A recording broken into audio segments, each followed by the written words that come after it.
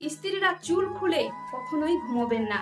স্ত্রীরা চুল খুলে যদি ঘুমোয় তাহলে ঘরের মধ্যে অলক্ষ্মী প্রবেশ করে, নাকারাত্মক ঊর্জা প্রবেশ করে, এমন তেমন দারিদ্রতা প্রবেশ করে, আর স্বামীর জীবনে বিপদ ঘটার 100% সম্ভাবনা থাকে। তাই মাথায় রাখবেন, স্ত্রীরা ভুলেও চুল খুলে ঘুমোবেন না যদি স্বামীরা সংসারের মঙ্গল চান। স্ত্রীরা উত্তর ও পশ্চিম দিকে মাথা করে ঘুমোবেন না, কারণ স্ত্রীরা যদি উত্তর পশ্চিম দিকে মাথা করে ঘুমোয় তাহলে দুর্ভাগ্য নেমে আসে। আর সেই কারণে সংসারে কখনোই আর্থিক উন্নতি হয় না, শুধু ব্যয় হতে থাকে, একটার পর একটা ব্যয় হতে থাকে। এমনকি দিনে দিন লোনের মুখে পড়তে থাকবেন। একটা লোন শোধ হবে, দেখবেন আরেকটা বিপদ এসে সংসারে হাজির হয়ে যাবে, আর যেটার জন্য আপনাদেরকে লোন নিতে হবে, আর লোন থেকে মুক্তি হতে পারবেন না।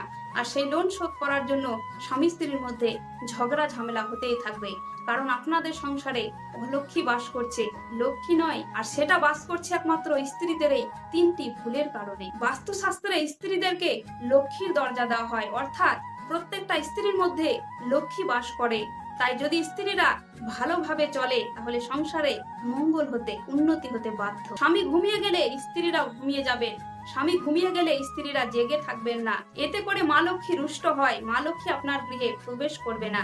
কারণ স্ত্রীরা যদি স্বামী ঘুমিয়ে যায় তারপরে স্বামীর পা টিপে দেয় তাহলে মা লক্ষ্মী অত্যন্ত প্রসন্ন হয়, আর সেই স্ত্রীর মাথার উপর সবসময় মা লক্ষ্মীর আশীর্বাদ থাকে। আর সেই স্ত্রীর কারণে তার স্বামীর উন্নতি ফুলে ফেপে ওঠে, রোজগার বাড়তে থাকে, একটার পর একটা উন্নতি হয়, মঙ্গল হয়। তাই মাথায় রাখবেন, যদি স্বামী ঘুমিয়ে যায় তাহলে আপনিও ঘুমিয়ে পড়বেন, তখন আপনাদের গৃহে মা লক্ষ্মী প্রবেশ করবে।